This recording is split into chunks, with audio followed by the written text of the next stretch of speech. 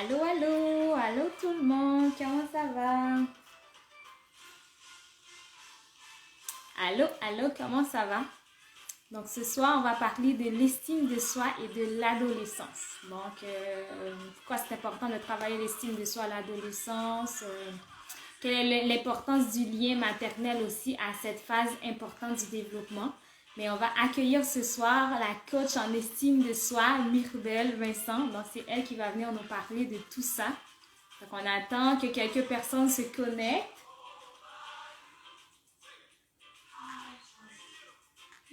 Salut Myrbel! Salut Gauthier! Donc, on va parler de l'estime de soi. L'estime de soi, j'ai super hâte, surtout d'entendre Myrbel parler de son histoire. J'ai super hâte d'entendre ton histoire, comment ça s'est passé, ton adolescence et tout ça. Donc, j'ai super hâte. Pour ceux qui ne me connaissent pas, je vais me présenter. Donc, je m'appelle Barbara. Je suis mentor familial. Donc, ma mission, c'est vraiment... Oh, salut Gauthier, salut Lincia, salut Victoria.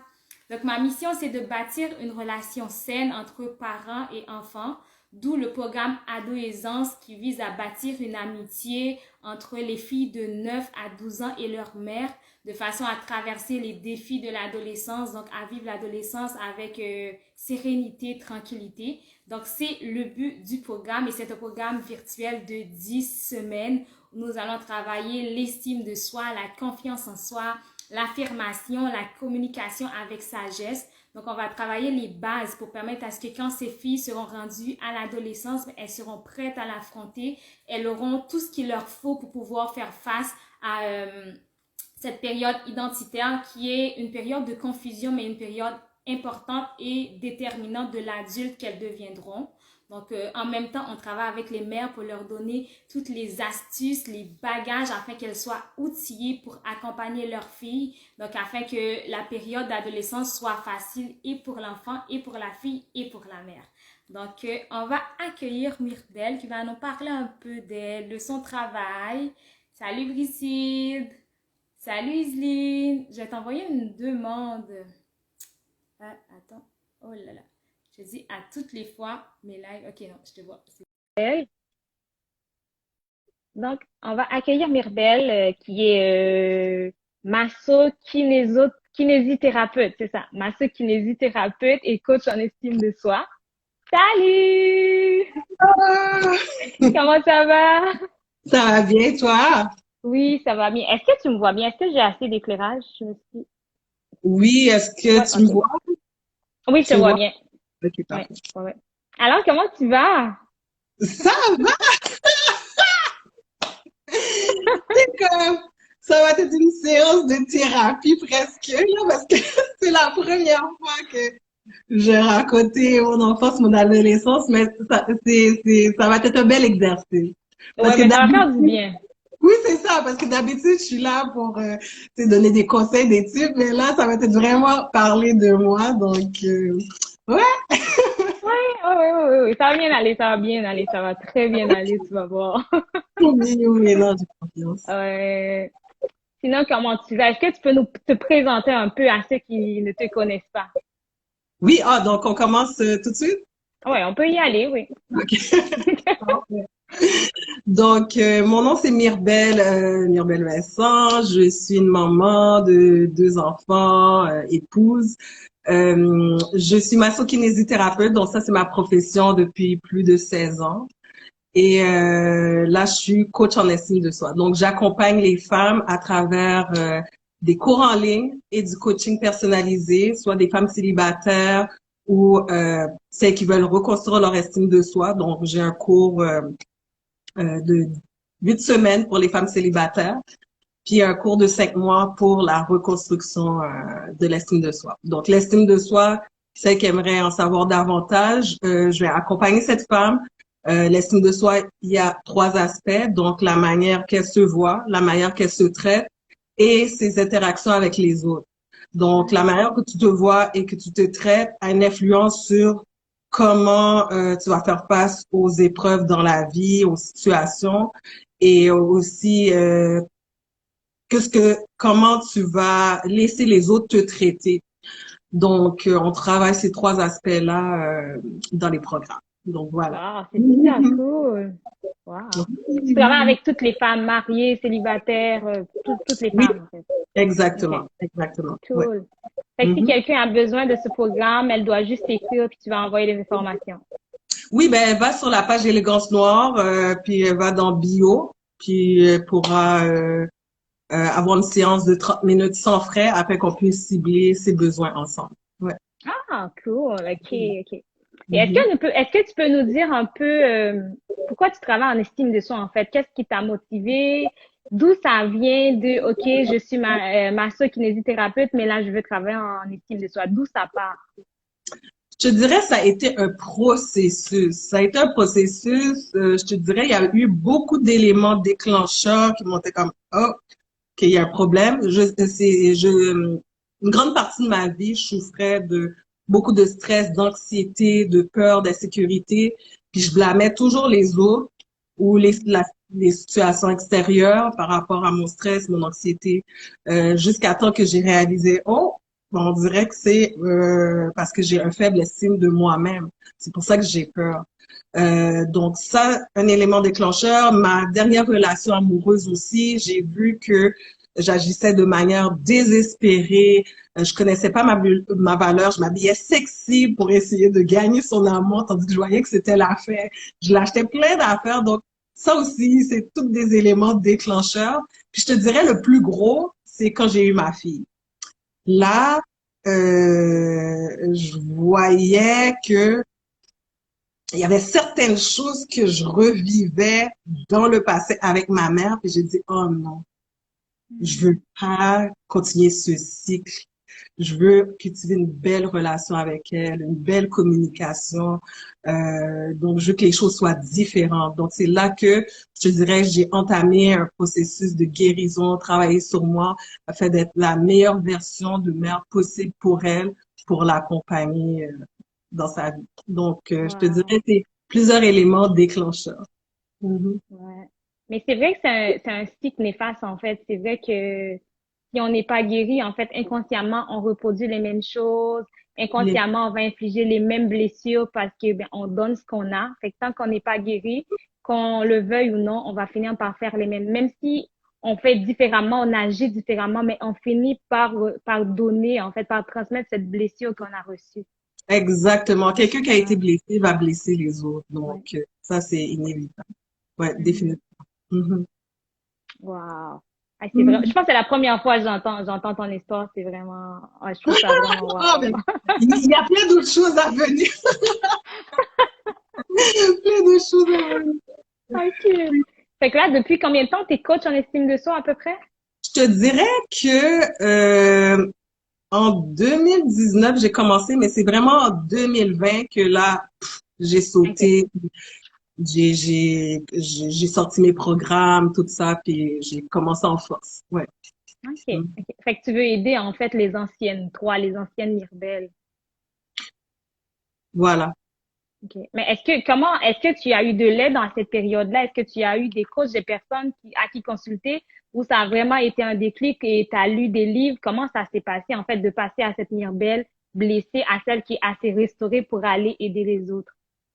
Très bonne question. Encore un processus. Il y a certaines choses qui sont arrivées dans ma vie, puis j'ai été chercher de l'aide. Donc, j'ai pris différentes formations. Exemple, j'avais de la difficulté à lâcher prise. J'allais prendre une formation sur le lâcher prise. J'avais de la difficulté avec la mort. J'étais allée prendre une formation sur accompagner les personnes endeuillées. Donc, ça, je te dirais, c'est la meilleure formation que j'ai prise. Je l'ai prise pour comme thérapie pour moi. Puis j'ai vu les bienfaits d'être écouté, d'être outillé, d'exprimer vraiment ta douleur, puis de faire les liens, donc les pertes, etc. Donc, je te dirais même à travers les accompagnements avec les filles, j'utilise le processus de deuil. Mhm. Parce qu'on fait beaucoup de deuil, deuil de la mère qu'on n'a pas eu, deuil du père Oui. qu'on n'a pas eu, qu'on aurait aimé avoir. Donc, ce cours-là, je te dirais, m'aide énormément à accompagner les femmes. Puis j'ai pris différentes formations. Je te dirais, je me suis équipée selon ce que je vivais dans ma vie. C'est sûr, des lectures aussi, des livres, etc., de l'introspection, beaucoup d'introspection. Donc, c'est un mélange de beaucoup de choses, formation, introspection, livres, etc. Ouais. Wow. Mais ce que je retiens de ton histoire, c'est que tu savais en fait que c'était le moment d'aller chercher de l'aide et tu es allé en chercher. Parce que souvent, ce qui arrive, c'est qu'on s'en rend pas compte ou on s'en rend compte, mais on a trop peur parce que ben on n'a pas été élevé dans cette culture-là, parce qu'on a peur de ce que les autres vont penser, vont dire, parce qu'on a tellement peur qu'on ne veut pas aller chercher de l'aide, même si on voit que clairement ça ne marche pas, qu'il y a quelque chose qui ne fonctionne pas, qu'on n'est pas nous-mêmes, mais on a peur d'aller chercher de l'aide là. En fait, quel conseil peux donner à quelqu'un qui en ce moment ne se sent pas bien, sait qu'il doit passer, qu'il doit faire un changement dans sa vie, sait qu'il doit aller chercher de l'aide, mais ne peut pas faire ce pas-là parce que c'est trop difficile. Je te dirais, quand tu es fatigué de ta situation, c'est seulement ça. C'est les femmes qui viennent me voir, c'est parce qu'elles ont essayé différentes choses ou rien essayé, puis elles sont juste tannées parce qu'elles comprennent pas. Donc, je te dis, qu'est-ce que je pourrais dire, c'est que la vie est supposée d'être épanouissante. Dieu nous a pas appelés à une vie de douleur à chaque jour. Donc, juste réaliser, Dieu t'a réservé une vie où tu t'aspires à être libre, épanoui, toucher à tes rêves, aller le plus haut élevé possible. Donc, pense pas que ta situation, c'est la destination finale. Donc, il y a de l'aide, donc d'aller chercher. Puis l'aide peut arriver de différentes manières, à travers un live, à travers une publication. Il y en a qui ont vu des publications, ils ont prié, puis ils ont dit hey, j'ai vu ta publication passer. Donc, ça peut arriver, mais quand ça arrive, prends-le. Prends-le. Si tu pries depuis longtemps, c'est comme, oh Dieu, mais prends cette aide-là, puis tu vas voir. Un cours, un investissement en soi va changer ta vie complètement, tes relations avec les autres, etc. Donc, je te dirais, euh, si tu es fatigué de vivre toujours la même situation, va chercher de l'aide. Il y en a. Il y en a. Mhm. Oui, Mm. c'est vrai. De plus en plus, il y en a.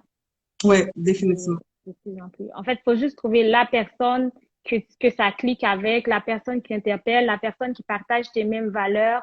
C'est pas parce que tu as besoin de l'aide que tu peux juste prendre un coach et y aller. Tu dois trouver la personne que tu dis, OK, elle, je sens que c'est elle qui peut m'aider, je sens le lien avec elle et aller vers cette personne. Exactement. Ouais. Exactement. Mhm. Fait que là, on va rentrer dans le sujet qui tue. Est-ce que tu peux nous raconter un peu comment ça s'est passé, ton enfance, ton adolescence? Hi! Let's go, let's go. Ok, mon enfance, moi quand je suis née, ma grand-mère d'Haïti est arrivée à Montréal. OK. Donc c'était ma première gardienne, ma deuxième maman. Ma mère est allée travailler, donc je suis pas allée à la garderie, donc c'est avec elle que je restais jusqu'à 5 ans. Puis je te dirais que j'étais quelqu'un de très timide, très réservé. Quand je suis rentrée à l'école, j'ai demandé à mon père, lorsque j'ai commencé la maternelle, comment c'était, tout ça, etc. Il a dit, oh, t'étais super excitée. Et c'est peut-être ta mère avait peur pour toi. Je dis, ah ouais, pourquoi? Elle a dit, elle sentait que t'étais pas prête parce que je suis restée seulement avec ma grand-mère, mes cousins, cousines. Donc moi, la vie était belle pour moi. Donc là, quand je suis rentrée, en effet, j'étais pas prête. Donc, je te dirais très timide, très réservée. Si j'avais une question, j'allais jamais lever ma main. Pourtant, j'étais une autre personne à la maison. À la maison, j'étais le boss avec mes cousines, OK. avec ma sœur, etc. C'est là que je pouvais exercer mon autorité puis être moi-même. Donc, je te dirais, ce côté réservé a fait que je m'observais beaucoup. J'étais une petite fille qui s'observait beaucoup, qui observait les autres, qui se comparait énormément. C'est ça, là, je réfléchissais à ça, je me comparais énormément. J'étais une petite fille très sensible face à l'injustice. Je prenais toujours la défense des plus faibles. Donc, je me rappelle, il y avait des gens, il y avait une fille qui avait pas de nourriture à l'école, puis je prenais la nourriture chez moi pour lui donner. Donc, j'étais toujours au service des autres, la sauveuse. Puis, mais en même temps que, oui, j'étais joyeuse, puis il y avait ces facettes-là, je gardais beaucoup à l'intérieur de moi. j'avais un journal intime, puis j'ai relu le journal intime plusieurs années après, puis j'étais une petite fille qui se sentait incomprise. Mhm. Il y avait beaucoup de tristesse, incomprise. Je me sentais un rejet. Je sentais que j'étais le mouton noir de la famille. Je te dirais, ça là, euh, ça a été une grosse partie de mon enfance. Une grosse partie Ok, de mon enfance. Mouton noir, rejet, énormément. ok. Mhm. Puis est-ce que tu peux nous dire un peu pourquoi, en fait, vu qu'à la maison, tu avais l'air épanoui? Fait que selon moi, en fait, d'après moi, d'après ce que tu racontes, je me dis à la maison, t'es épanoui, mais ça serait plus à l'école que tu te sens un mouton noir, mais finalement, tu l'as été aussi dans ta famille. Oui, ben à la famille, j'étais plus timide, réservée. Je me sentais pas mouton noir. C'est plus à la maison. Je te dirais, c'est dû, d'après moi, à la relation avec mes parents. Avec mon père, je te dirais, j'avais une très belle relation. C'est-à-dire, on passait beaucoup de temps ensemble. Il parlait avec moi, on parlait de tout et de rien. J'étais la fille à papa, etc. Je te dirais, c'est avec ma mère. Ok. Tout est parti. Je te dirais que à ses yeux, je me sentais jamais assez, assez intelligente, assez belle. Je te dirais ça là, ça m'a suivi longtemps, longtemps, longtemps. Je me rappelle, je peux te donner un exemple comme ça par rapport à la beauté. Je me rappelle, j'avais des dents croches lorsque j'étais plus jeune. Puis lorsque je riais, elle disait, ah, c'est vrai, toi, je dois appeler le dentiste pour mettre des broches pour toi. Donc, à chaque fois, je riais, c'est ça qu'elle me disait.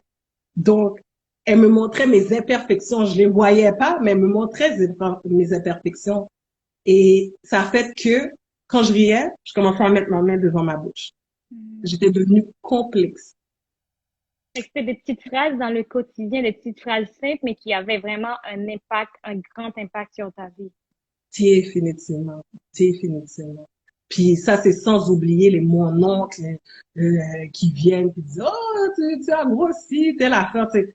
On est bombardé par toutes sortes de choses, puis on sait pas comment les gérer, on les prend comme des vérités.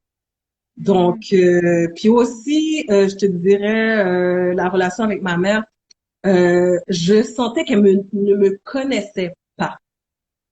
Mhm. C'est-à-dire, elle arrivait à la maison, lui dire comment ça va, qu'est-ce que tu fais, comment était l'école, etc. C'était plus, oh comment ça se fait, telle affaire est là, telle chose est là. Donc Mhm. ça fait que tu crées pas de lien d'intimité. Mhm. La personne est toujours dans les reproches. Donc ça fait que je restais très souvent dans ma chambre, Mhm. très souvent dans ma chambre, pleurer. Je te dirais là, la tristesse ça a été vraiment une grande partie de ma vie. Je me sentais, c'est comme seule, pas à ma place. Ouais. Mhm. Mais c'est ça qui arrive aussi, étant donné qu'on est tous différents, fait qu'on a toute notre façon de réagir par rapport à une situation. Tu vois, Mm, toi, c'était plus de te refermer à toi-même. Moi, c'était de sortir mes émotions, mais de la mauvaise façon. Parce que comme tu dis, en fait, j'ai réalisé plus tard, mais moi, j'ai toujours été petite. Fait que j'ai toujours été la petite de la classe, la petite. Fait que moi, j'ai toujours entendu que j'étais petite. Donc, moi, je ne m'aimais pas, j'aimais pas mon physique, en fait. J'aimais juste mon visage. Mais physiquement, je savais que je ne rentrais pas dans le barème. Je savais que j'étais petite. Donc, je savais que je n'étais pas belle parce que je n'avais pas le profil d'eux, mais parce que j'avais toujours entendu les gens dire, elle est petite. OK, non, elle peut pas soulever ceci, elle est trop petite. Elle peut pas faire cela, elle est trop petite. Donc, j'ai tellement entendu. Et dernièrement, en fait, je pense qu'il y a comme un an ou 2 ans, je réfléchissais à ça. Jusqu'à maintenant, en fait, je l'ai travaillé aujourd'hui, ça va mieux. Mais, par exemple, si quelqu'un me dit, je vais t'aider, pour moi, c'était une insulte. Parce que c'est mhm, parce que tu voulais dire que je n'étais pas capable. Parce que je l'ai mhm, tellement entendu que je n'étais pas capable parce que j'étais trop petite, que on dirait j'avais le goût de prouver à tout le monde que je peux le faire, je n'ai pas besoin d'aide. Fait que je mhm, peux passer 30 minutes à déboucher quelque chose, mais je n'ai pas besoin d'aide parce que je suis capable de le faire. Fait que c'est vrai qu'il y a mhm, des choses qui sont naturelles, spontanées, mais que finalement, ça a un impact tellement profond. Puis la personne qui le dit, souvent, ne s'en rend même pas compte. C'est une blague, c'est cool, c'est juste dit comme ça, mais pourtant, ça a tellement un impact tellement. Surtout quand tu es en train en fait, de chercher qui tu es. Et tout ce que tu entends, c'est, oh, tu es petite, oh, tu n'es pas belle, ok, tu n'es pas intelligente. Fait que finalement, tu finis par le croire. Exactement. Ouais. Définitivement. Parce que c'est ta première nourriture. C'est Mhm. ce qu'on te dit dans ton environnement, ton premier environnement. Donc, c'est sûr, quand tu es jeune, t'as pas cette faculté pour analyser, pour filtrer, pour dire, Mhm. oh non, ça c'est vrai, ça c'est pas vrai. Non. Surtout, en plus, si tu l'entends souvent, ben là, c'est sûr que tu vas croire que c'est vrai. Mhm. Donc, ouais, définitivement. Je te dirais, mon enfance, ça a été ça. C'est une grande partie je me sentais incomprise et ça m'a suivi dans mon adolescence. Mhm. Ça m'a suivi dans mon adolescence. J'étais toujours réservée aussi. Je me tenais avec des filles introverties, donc le groupe de filles avec lesquelles je me tenais, c'est toutes des introverties, donc je me sentais bien. J'étais pas populaire ni rejet, juste dans le milieu. Je te dirais qu'est-ce qui a affecté mon estime de soi énormément, c'est l'acné que j'avais. Ça, c'est les gens pensent pas à Mhm. ça. Beaucoup de parents, ils pensent pas, mais l'acné affecte énormément l'estime de soi. Les changements à l'adolescence, les changements au Ah, niveau physique. définitivement. Puis moi, ça m'a suivi longtemps. Mhm. Puis je sentais que ma mère savait pas trop comment faire. Mon père, lui, c'était plus, il trouvait toutes les médecines haïtiennes, les crèmes, tout ça pour m'aider. Je voyais sa bonne intention. Mais ma mère, elle me regardait, puis je sentais que j'étais pas belle à ses Mhm. yeux. Mais elle savait pas comment dire. Mhm. Je sentais son regard. Puis Mhm. genre, en tout cas, c'est sûr, t'aurais aimé que la personne t'accepte comme tu es. Donc, je te dirais, l'adolescence et l'acné a affecté beaucoup mon estime de soi. Je te dirais, lève plus, que ce que les gens disaient aussi affectait beaucoup mon estime de soi. C'est-à-dire, quand on disait, ah, Mireille, t'es trop maigre. Bon, j'allais commencer à manger n'importe quoi pour essayer de grossir. Mireille, tes cuisses sont trop grosses. Oh, je Mhm. demandais à mon père d'acheter les cassettes. Je sais pas si tu connais Taïbo, Billy Bex. C'est comme, je commençais à faire, non, je commençais à faire l'exercice, toutes sortes d'exercices pour pouvoir maigrir. Donc, j'étais très influençable, par rapport à mon image corporelle, ce que les gens disaient. Par rapport aux magazines aussi, je m'abreuvais dans les magazines, dans les vidéos de musique aussi. Donc, quand les médias disaient, ah, c'est bon d'avoir des belles fesses comme J-Lo dans le temps, etc. Mhm. Donc, là, j'allais essayer de faire comme J-Lo. Donc, j'étais très influençable. Par rapport à l'image corporelle, je te dirais, ça a été un yo-yo. Et même par rapport à la couleur de ma peau, j'ai même essayé parce que mon frère et ma soeur sont très clairs. Puis, Mhm. vu que je me sentais à part, mouton noir, j'étais comme, OK, je vais essayer d'utiliser ces crèmes. Ça, je te dirais, ça a duré 2 semaines parce que ça me donnait plus de boutons. OK. C'est très, très gras.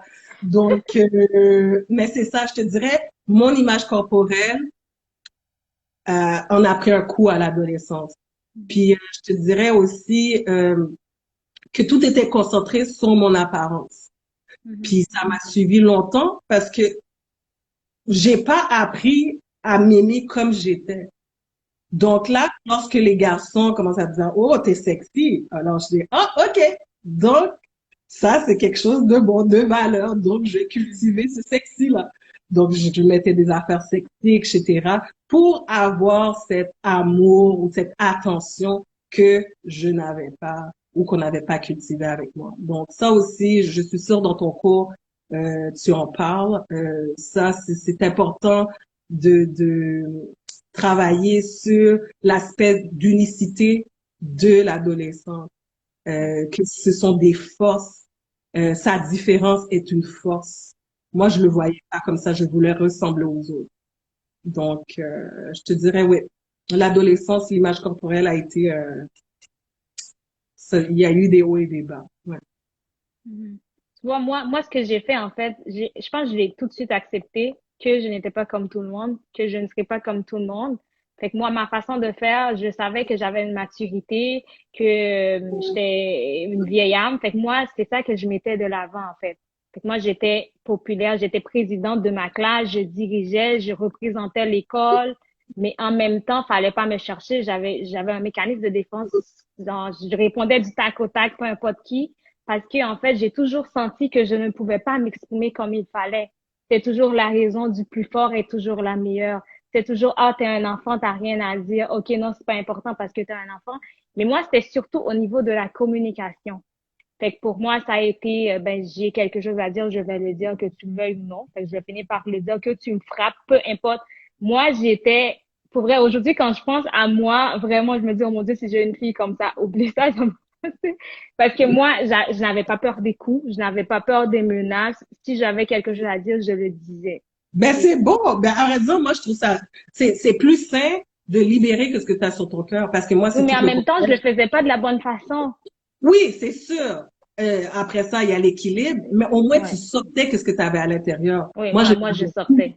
moi, j'ai tout fait. Tu comprends? Donc, étouffer, ça fait que, rendu dans la vingtaine, trentaine, j'avais beaucoup de colère accumulée. Mhm.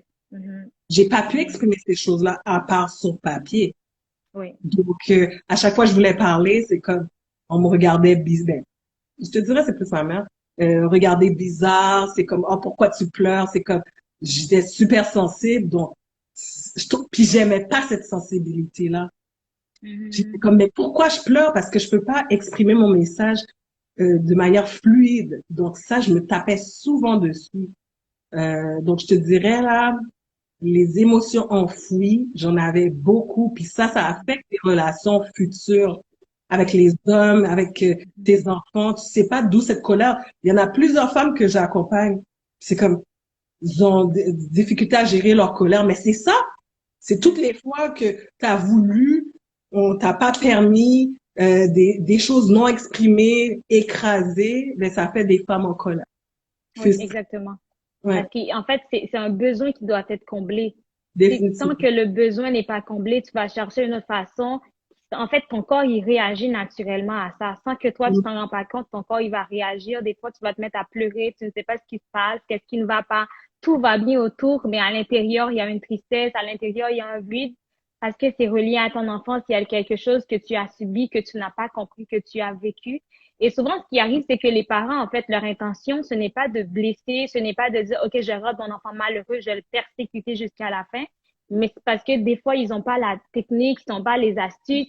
Puis, des fois, c'est parce qu'ils n'ont pas mis des choses en place, en fait, en prévention. Fait que c'est parce qu'ils n'ont pas été éduqués à ça. Donc, ils font de leur mieux, mais ils ignorent souvent beaucoup de choses qui font en sorte qu'ils reproduisent les mêmes choses parce qu'en plus, on a des parents qui sont aussi blessés. Donc, ce sont des parents qui n'ont pas appris à se guérir, donc qui nous transmettent ces blessures. Parce que quand tu prends le temps, en fait, de regarder tes grands-parents, tu vois que c'est la même chose qui se reproduisent. Tu vois que Mm, c'est les mêmes choses. Tu vois que ta grand-mère, quand tu la vois, tu vois comment elle est blessée. Puis quand tu es en train de comparer, tu vois que le cycle continue, en fait. Donc, c'est pour ça, mm, dans mon programme, j'ai vraiment consacré un module où on parle de ce cycle-là. Donc, briser le cycle néfaste de OK, grand-maman était comme ça, maman était comme ça, fait que c'est quelque chose de générationnel, mais mhm. finalement, c'est juste une blessure qui a jamais été cicatrisée, donc c'est une blessure qui continue, qui s'empire, qui s'aggrave d'année en année parce que ben, personne n'est guéri, donc tout le monde continue de blesser leurs enfants inconsciemment. Totalement, comme je dis Ouais, souvent, une blessure qui est pas reconnue, ben c'est une blessure qui sera jamais soignée. Donc, exactement. Maladie pas cachée, va gagner remède.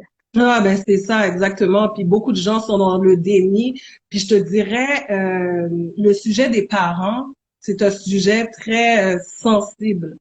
C'est Mhm. des êtres supérieurs, intouchables pour beaucoup de personnes. Moi aussi dans mon programme, j'apprends c'est comme à mettre les parents, à descendre les parents du piédestal qu'on les a mis afin de pouvoir passer à travers le processus de guérison. Tant que tu mets tes parents comme un dieu, ben, tu pourras pas faire sortir toutes les rancunes, les ressentiments que tu as eus, même si, oui, ils ont pas eu les outils. Ça veut pas dire que ils ont pas eu les outils que ça n'a pas blessé. Tu Oui. comprends? Très Mhm. souvent, on dit, ah, OK, ils ont pas eu les outils, donc il y en a qui excusent ça. Non, tu m'as blessé. Mhm. Je me sentais de telle manière. Ça a besoin d'être sorti afin de passer au travers le processus de guérison. Et très, Mais très souvent, c'est encore la culpabilité, je pense, la culpabilité parce qu'on sait ils ne l'ont pas fait consciemment, parce qu'on sait en plus qu'ils ne sont même pas prêts à l'entendre. C'est ça aussi le plus difficile.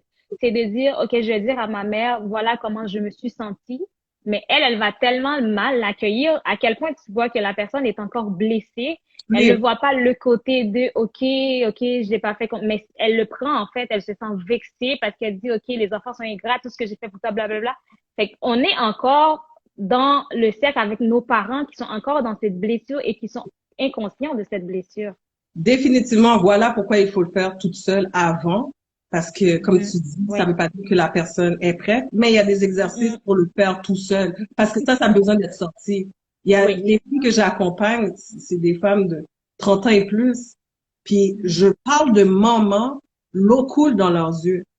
Et Mhm. c'était la même chose pour moi parce que j'ai passé au travers mon programme plusieurs fois. Puis le sujet de maman, je te dis, c'est un sujet très délicat qui Mhm. vient chercher beaucoup d'émotions. C'était notre premier modèle. Donc c'est pour ça ton cours, c'est un cours merveilleux parce que ça va agir comme outil de prévention, Prévention. reconstruction, préparation. C'est essentiel. C'est Mhm. vraiment la charnière pour construire l'estime de soi. Donc, Exact. parce que ça affecte tout le reste, toutes les femmes que je suis, ben c'est ça. C'est des Oui, femmes qui parce ont que été souvent, blessées. ouais, parce Mhm. que souvent les erreurs en fait qu'on commet en fait les phrases qu'on entend et les préjugés qu'il y a aussi par rapport à l'adolescence, c'est qu'on pense que ça va passer en fait.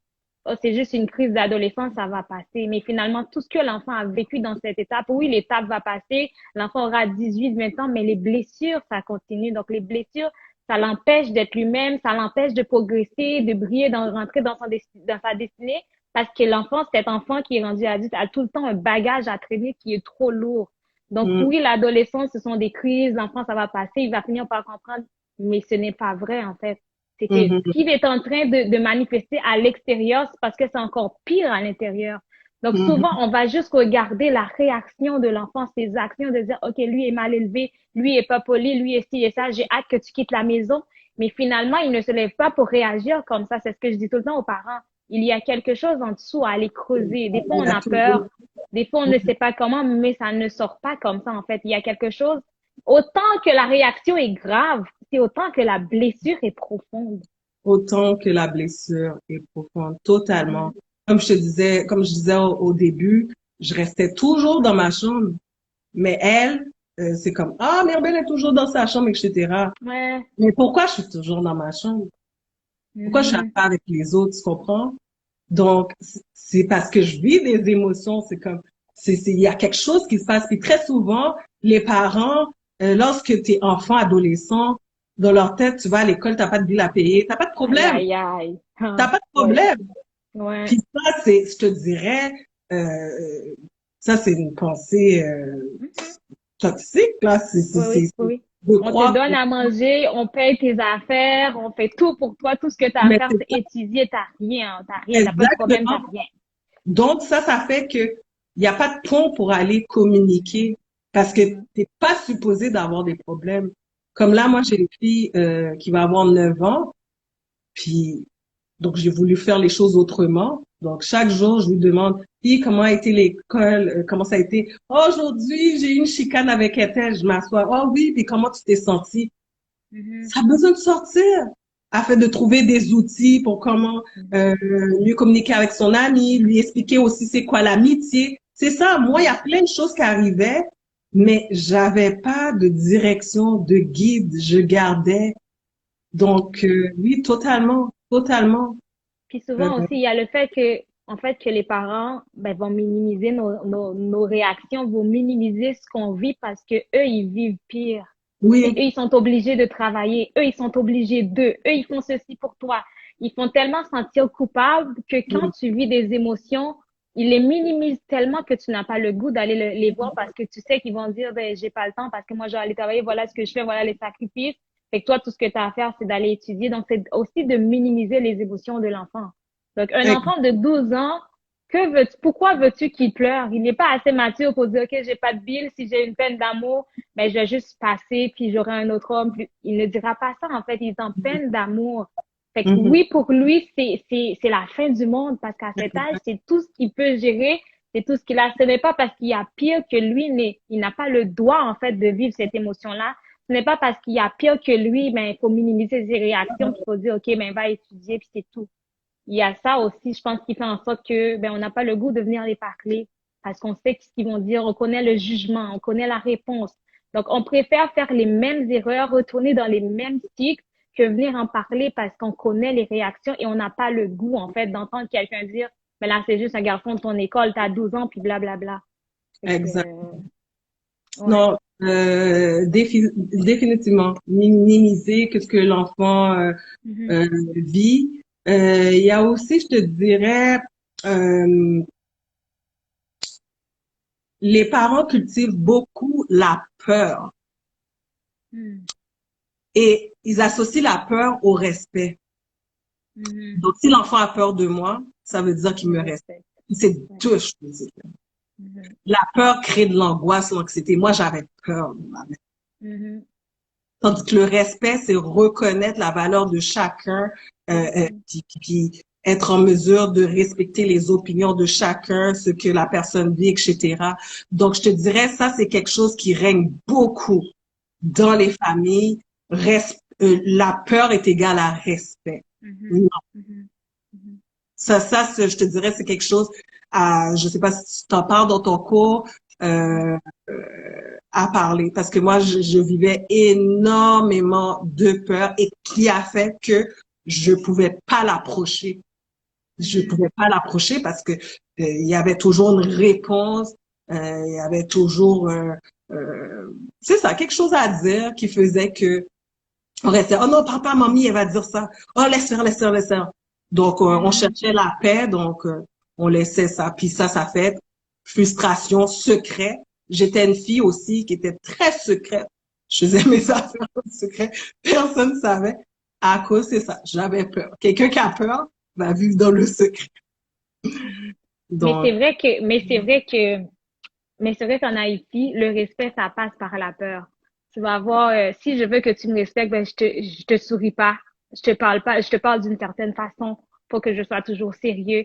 Et c'est tellement fou que même à l'intérieur de l'église, moi, j'ai grandi en Haïti, j'ai passé 19 ans en Haïti, j'ai jamais vu un pasteur danser, louer, adorer. C'est, on s'assoit sur la chaire, on est sérieux, on va juste parler quand c'est le temps de la prédication. On mhm. ne danse pas, C'est vrai, c'est peu vrai, j'ai importe le remarqué ça. son, on s'assoit parce que ça, c'est le respect. Et Exact. tu vois, ma mère me l'a dit aussi. Quand tu es une fille, tu veux te faire respecter, tu ne marches pas de telle façon. Tu ne ris pas de telle façon. Donc, tu ne peux pas rire à gauche déployée. Mhm. Il y a tellement fait que finalement, tu dis à quel moment je peux être moi-même. À quel Exact. moment je peux dire que là, OK, je veux être celle que je suis parce que tout ce que, en fait, tu me dis de faire, c'est toi. C'est ce que tu veux faire, c'est selon comment tu le vois. Mais Mhm. moi, ma personne, à quel moment? Et ça finit par faire en sorte que soit tu te refermes ou soit tu exploses complètement, en fait. Mhm. Parce que quand tout le monde te dit toujours, tiens, fais ci, fais ça, ne fais pas ci, ne fais pas ça, j'aime pas ci, j'aime pas ça, ben finalement, à quel moment que, puis c'est ça aussi que les parents, en fait, je trouve, qui ont beaucoup de difficultés, c'est quand les enfants quittent la maison et là, les enfants ont complètement changé de direction. Ça les affecte, ils sont frustrés, ce n'est pas la valeur que je t'ai inculquée. Dernièrement, je me rappelle, oui, c'est vrai, ma mère disait ça, tu ris trop fort. Sincèrement, oui, ma mère, elle est, en tout cas, j'adore, mais ma mère, elle est spéciale, sincèrement. Parce que dernièrement, en fait, mon frère a fait des tresses dans ses cheveux, a tressé ses cheveux. Et donc, je parlais à ma mère, en fait, puis je ne sais pas, on parlait de quoi, et finalement, on a fini par dire que mon frère s'est tressé les cheveux. Oh my God. Parce que Satan. là, il veut pas le voir, il veut pas voir ses photos, parce que là, il pense qu'il va finir en prison, qu'il est dans la drogue, puis qu'il vole, puis ceci, cela, juste pour des cheveux. Puis là, il disait, ben c'est ça, c'est pas ça la valeur que je t'ai enseignée, d'où ça vient, tout ça. Puis là, moi, j'ai dit à ma mère, à quel moment, quand il était enfant, que tu lui as posé cette question, quelle coupe de cheveux veux-tu? Tu lui as Mhm. jamais demandé quelle coupe de cheveux il voulait. Je me rappelle une fois, mon frère est allé chez le coiffeur, il est revenu, il avait fait une coupe, il a rasé les à côté, là. Quand il est revenu, mon père a dit, retourne aller enlever les autres. Il était obligé de retourner chez le même coiffeur parce qu'il n'avait pas d'argent pour aller chez un autre coiffeur.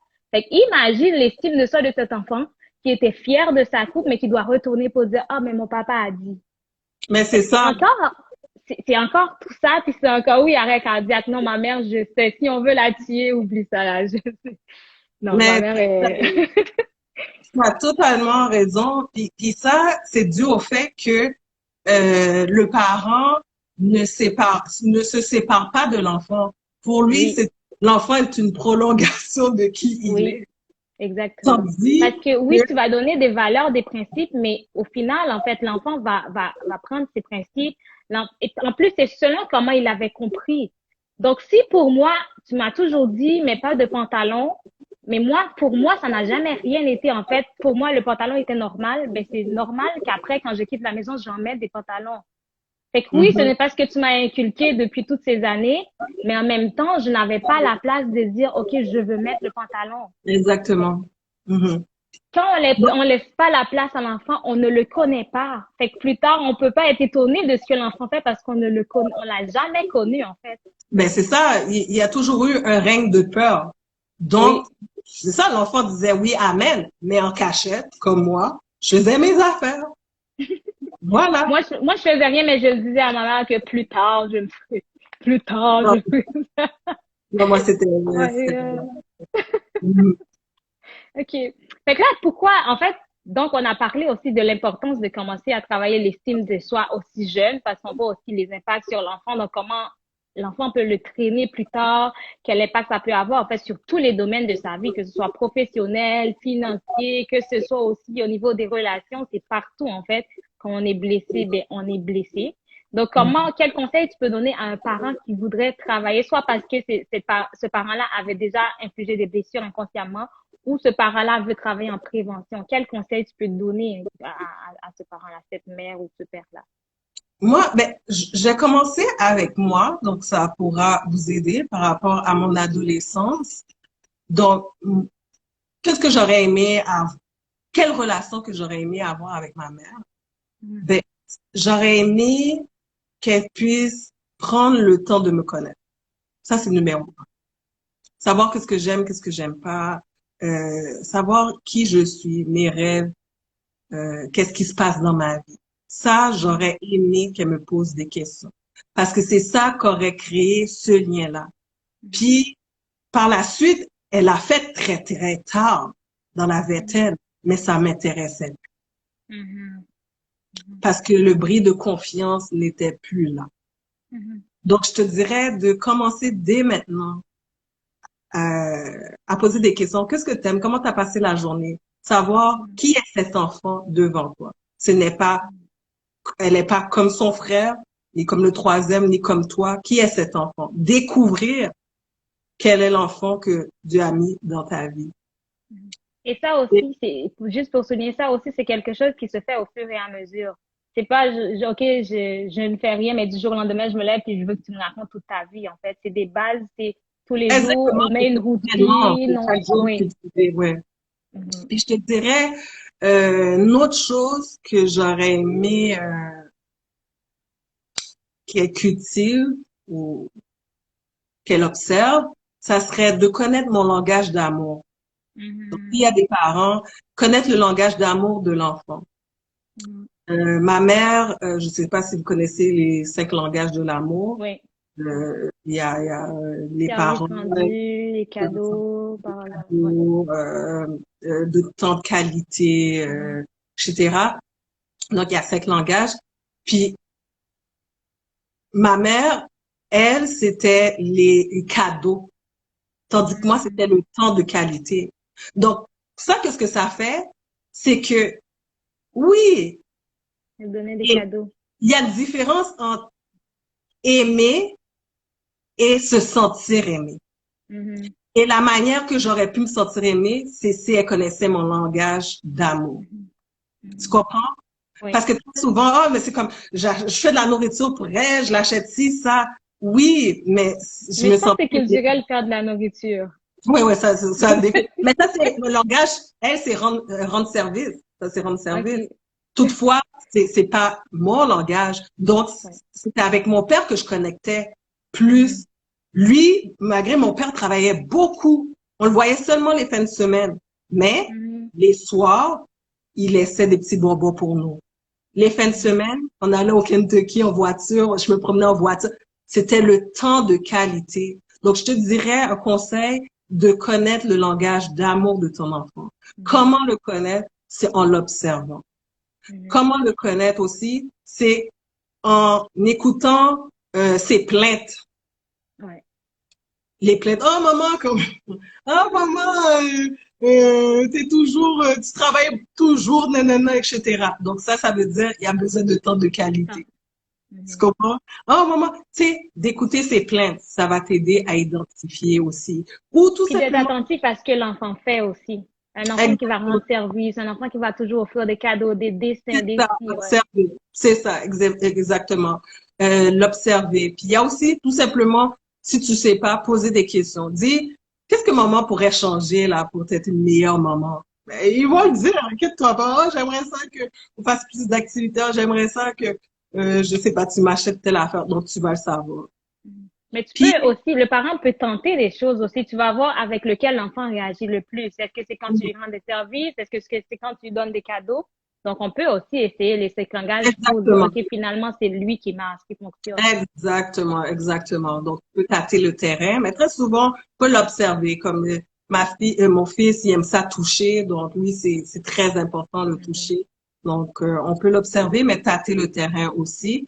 Puis, Mhm. je te dirais, l'autre chose que j'aurais aimé cultiver avec elle, ça serait qu'elle puisse prendre le temps de savoir comment j'allais. Mhm. C'est-à-dire de s'arrêter pour me poser des questions parce que Mhm. je vivais beaucoup de choses. Puis très souvent, les parents sont occupés dans leur monde et oublient c'est comment l'enfant regarde la télévision, etc. Non, c'est de s'arrêter pour me poser, Mirbel, comment ça va? Je vois que telle affaire. Tu comprends? Mhm. Ça m'a manqué, puis je sais que ça aurait pu créer des beaux liens de cette attention-là Mhm. que j'aurais aimé avoir parce que je chantais comme si, comme je te disais, comme une étrangère, comme si elle ne me connaissait pas. Donc, Mhm. je te dirais, connaître le langage d'amour de l'enfant, chercher à connaître l'enfant, aller voir quand l'enfant ne va pas bien ou est plus triste, poser des Mhm. questions. Quand l'enfant est en colère, qu'est-ce qui arrive, chouchou? Je vois que maintenant tu cries. Ça veut dire il y a quelque chose que l'enfant vit. Donc, Mhm. d'être plus attentif à ces choses-là, ça va faire une grande différence dans la vie de l'enfant. Mhm. Ouais. Définitivement. C'est c'est ça. Souvent aussi, on veut donner la même éducation qu'on a reçue ou on veut faire comme l'autre parce qu'on voit que ses enfants ont réussi, mais on oublie que nos enfants sont différents, en fait. Donc, on oublie que la discipline, ce n'est pas obligé d'être tout le temps en arrière de lui et dire, va faire ton lit, va faire ton lit, mais ça peut passer par une histoire, ça peut passer par un chant, ça peut passer par une routine amusante. Fait que c'est vraiment de t'adapter à ton enfant. C'est vraiment d'être Mhm. attentif et de voir ton enfant, qu'est-ce qui l'intéresse, en fait, qu'est-ce qui attire son attention. C'est pas de dire, OK, faut que ça soit, quand c'est discipline, faut que je sois sérieux, faut faire ci, faut faire cela, mais c'est d'être à l'écoute de ton enfant et de t'adapter aussi à ton enfant. Puis je pense Oui, aussi ce que les parents aussi doivent faire, c'est vraiment, comment je peux dire ça, mais c'est vraiment d'aller en fonction de chaque enfant. Parce que même si tu as 5 enfants, ils sont tous différents. Fait que tu n'es pas obligé d'appliquer la même règle pour tout le monde. Il y a des choses que tu vas faire pour lui, il y a des choses que tu vas faire pour l'autre, parce que tu sais qu'ils sont tous différents. Donc, ce n'est pas j'ai un groupe, puis j'amène le groupe, mais oui, si c'est ça. j'amène chacun des enfants aussi. Exactement, oui. Non, Mhm. je suis totalement d'accord.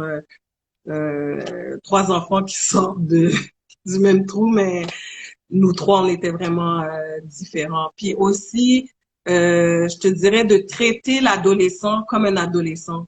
Très souvent, le parent, il continue à traiter l'adolescent comme l'enfant. Ah, fais C'est ci, la, ça. c'est, c'est la pire erreur. Mais c'est ça. Donc, ils sont pas conscients qu'il y a eu un switch, il y a eu un changement qui s'est fait. Donc, il faut s'adapter au changement. Maintenant, l'adolescent développe son l'indépendance, son identité. Il a des idées, il a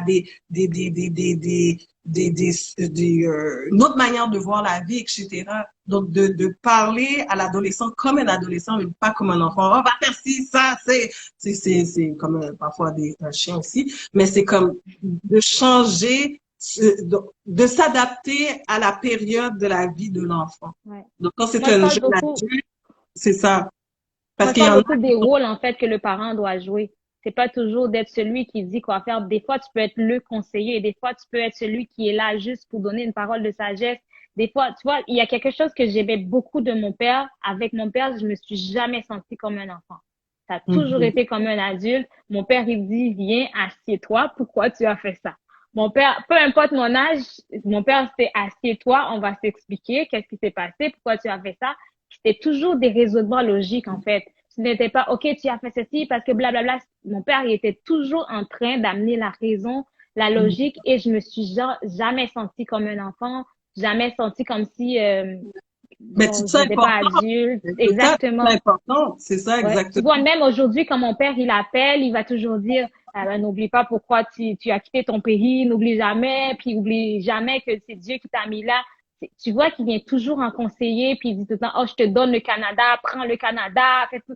Mon père, il se met toujours en mode conseiller, en mode celui qui veut comprendre, qui va te guider, mais je ne vais pas te forcer. Mais je veux que tu vois la logique et que quand tu choisis ton chemin, ben, tu vas l'assumer parce que tu as compris. Et Ouais. j'aimais tellement l'approche de mon père, c'est...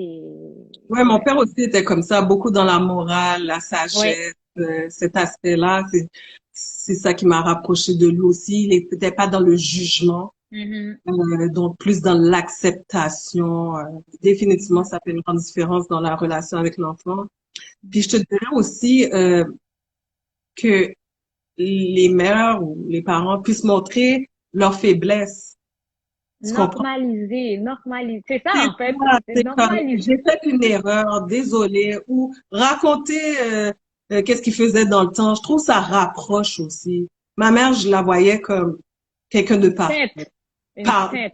parlait français super bien, c'est comme gris, la peau claire. Pour moi, c'était la perfection. Donc, ça fait que je, je me sens déjà, je me sentais rejet. Donc, ça fait que je me sentais encore plus rejet parce que ça, je l'ai pas dit, mais ma mère est très claire de couleur.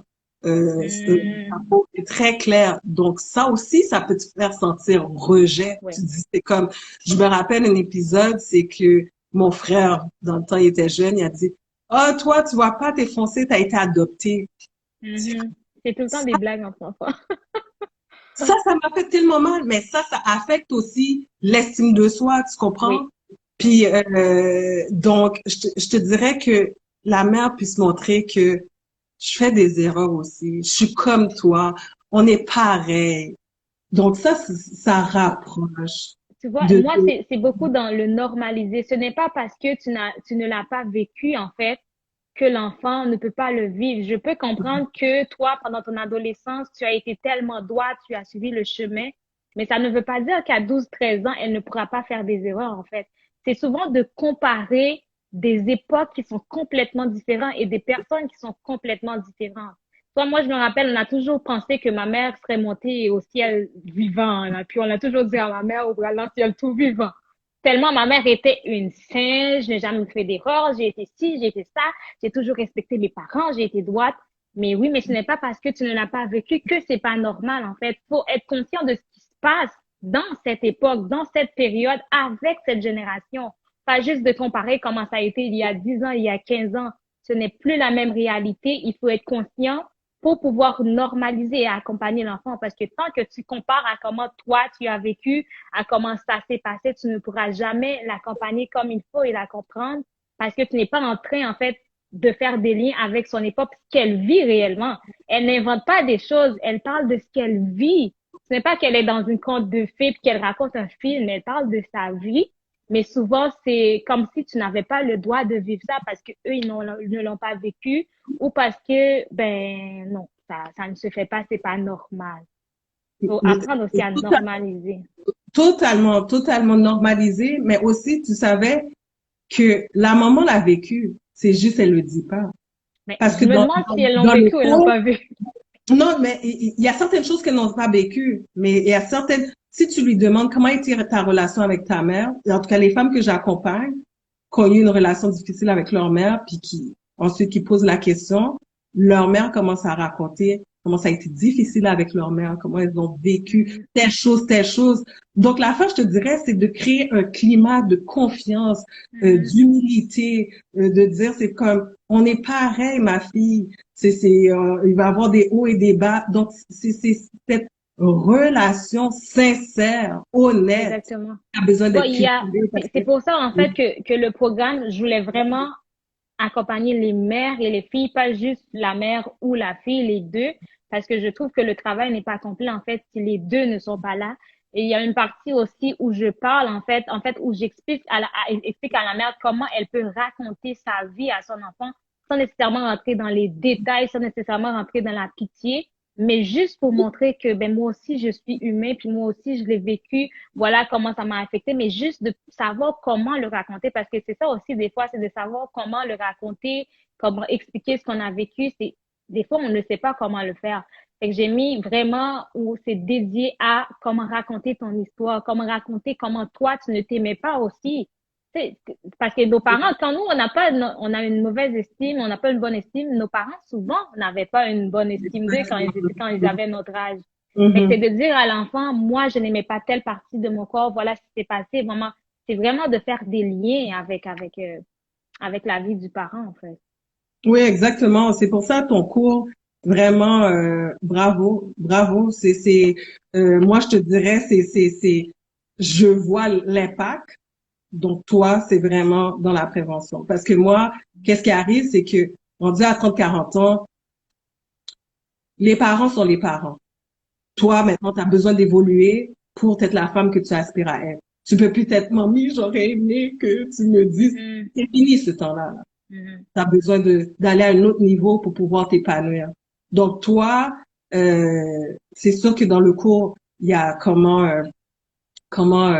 avoir des meilleures relations avec tes parents. Toutefois, le but, c'est d'être la femme que tu aspires à être, plus d'être dans l'enfant qui pleure parce que sa mère ne l'a pas aimé comme il aurait aimé être aimé. Tu comprends? mhm, Donc, toi, tu es mhm, vraiment dans la fondation, le bon moment pour qu'il y ait moins d'impact dans la mhm. vie de cette femme-là. Oui, Donc, exactement. j'encourage toutes celles qui ont des enfants de 9 ans et 12 ans d'investir dans ton programme. Ça va être un moment de pause pour pouvoir partir sur des belles fondations, pour pouvoir vivre des bons moments avec vos filles.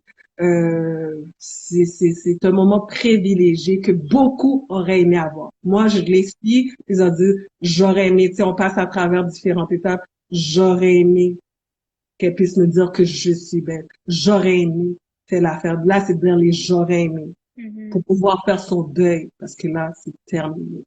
Oui, Mais là, oui. c'est pour ça ton programme, c'est pour ça que je suis venue vraiment me mettre à nu.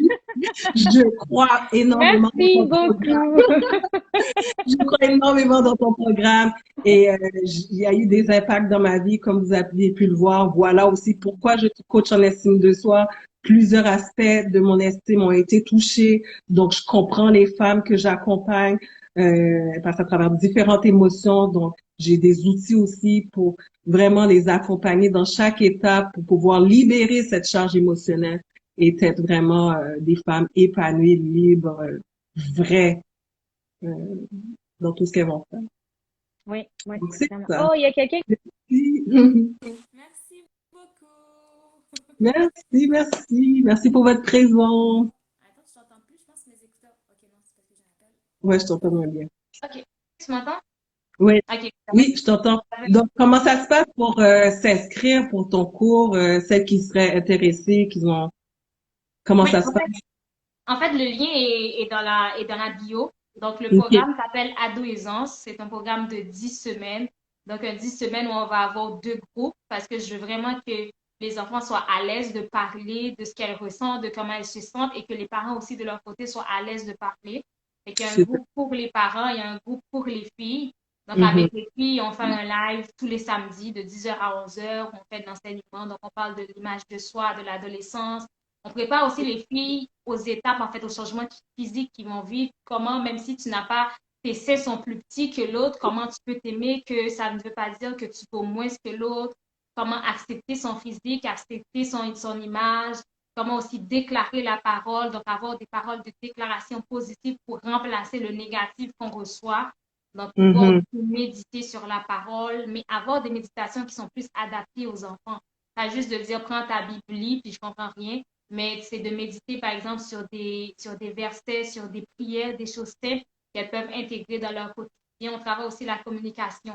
Donc, comment exprimer ces différences sans avoir l'impression, en fait, de déranger le parent, comment pouvoir exprimer ce qu'on ressent, ce qu'on vit, nos différences, comment dire à nos parents que ben, ça ne va pas de faire ceci, de faire cela, mais sans se sentir coupable.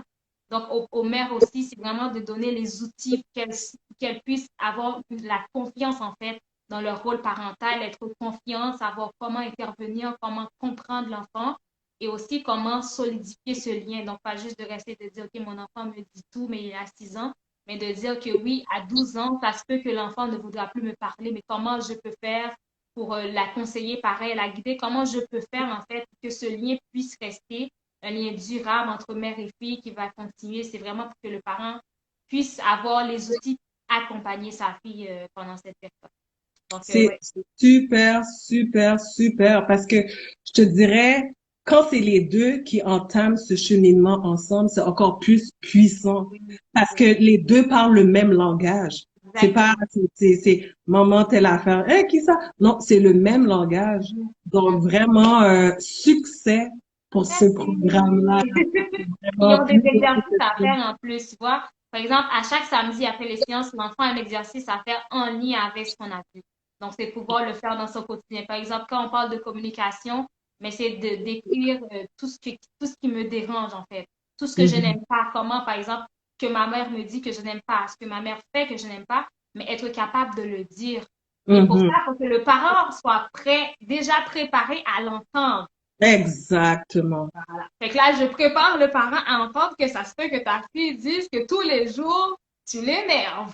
Mais il faut que tu sois capable de dire, d'accord, ma fille, je comprends, je réfléchis là-dessus. Mhm. C'est pour ça aussi que je vais D'accueillir, c'est ça, travailler. d'accueillir l'émotion, parce que c'est pas une émotion négative, c'est qu'est-ce qu'elle ressent dans le moment, parce qu'il y a quelque chose derrière. Donc, c'est super, super, parce que c'est ça que je travaille avec les femmes. Donc, le travailler maintenant, comment communiquer, ben ça va faire qu'il va y avoir moins de femmes en colère. Oui, Euh, qui vont pouvoir s'exprimer quand elles ne sont pas d'accord, moins accepter des comportements inacceptables de différentes personnes. Donc, super, super. ouais, ouais. Fait que moi, j'ai été très contente Est-ce que tu peux juste nous rappeler un peu tes programmes, en fait, avant qu'on conclue les deux Oui, programmes que ben, tu as à actuellement? dire, j'ai un programme pour les femmes célibataires. Présentement, les inscriptions sont en cours. Ça s'appelle Comment vivre son célibat avec confiance et être aligné avec ce que tu désires. Donc, c'est un programme de 8 semaines où les femmes vont visiter les débuts de relations, savoir pourquoi elles attirent ce genre d'hommes, s'outiller, s'équiper. Donc, vraiment, en tout cas, les femmes adorent ce programme-là parce qu'elles peuvent prendre un temps. On prend jamais de temps après une relation, on passe à l'autre relation. Donc, elles peuvent prendre un temps pour pouvoir faire le ménage et attirer autre chose. Ouais. Et ensuite, il y a un cours que j'aime beaucoup, c'est le cours En route vers mon vrai soi. Ça, je te dirais, c'est un cours de 5 mois pour celles qui veulent s'engager à 100% pour aller revisiter les choses douloureuses, mais c'est dans le but de libérer cette charge afin d'être en mesure d'être libre, enlever ce bagage du passé, faire la paix avec son passé pour pouvoir être la meilleure version d'elle-même. Donc, je dirais, ça, c'est vraiment reconstruction de l'estime de soi. On passe à travers l'enfance, différents, à travers des enseignements audio, la méditation, des exercices d'introspection pratique. Donc, un très beau programme. Fait que c'est Donc vraiment voilà, un programme d'autres- complet, là. oui, vraiment, vraiment. Cool. Donc Et voilà. ceux qui veulent travailler sur eux, travailler cette relation, pouvoir être bien épanouis, pouvoir commencer vraiment à vivre leur vie, en fait. Fait que je vous invite à suivre Myriam. C'est vraiment une passionnée. À toutes les fois que je regarde tes vidéos, je me dis c'est le temps de faire tes lives. À toutes les fois, c'est le temps de faire Pour tes de, lives. pour de vrai, est-ce que j'ai déjà fait un live? Je crois que j'ai jamais fait un live sur Parce ça. que non, à toutes les fois, je me dis c'est le temps, vas-y. Mais c'est Je, vraiment une passionnée quand tu parles, on le sent, là, pour le sens. Fait que c'est le temps de faire tes lives, c'est le temps de faire. ouais, c'est la prochaine étape. En La tout cas, prochaine je t'attends, je serai là, je serai là. Super, super. Fait Donc, qu'on merci à remercie tous. à tous. Ouais. Merci à tous pour votre présence, pour vos commentaires. Puis, c'est à refaire. C'est vraiment des sujets importants, d'actualité pour notre épanouissement, de Ouais. meilleures relations. Merci Lyncia, merci Vava, merci à tout le monde qui a été là. Il y en a qui sont là du début à la fin. Merci Fernandine. Merci à tout le monde. Fait que vous pouvez aussi partager ce live à des parents qui ont besoin d'entendre ça, à des parents qui ont des jeunes enfants ou des personnes qui veulent juste travailler sur elles-mêmes, donc qui veulent travailler leur identité, leur estime, leur confiance. Pour vrai, c'est la base. Donc, voilà, donc on vous souhaite une belle soirée et sûrement on va se revoir. C'est sûr qu'on le fera. C'est sûr. Mais cette Ah, fois, c'est toi qui m'invites. Cette fois, c'est toi qui m'invites, fait que j'attends ton invitation. J'attends ton yes, invitation. super. Donc, bonne soirée à tous. Merci, bye tout le monde. Bye. Bye.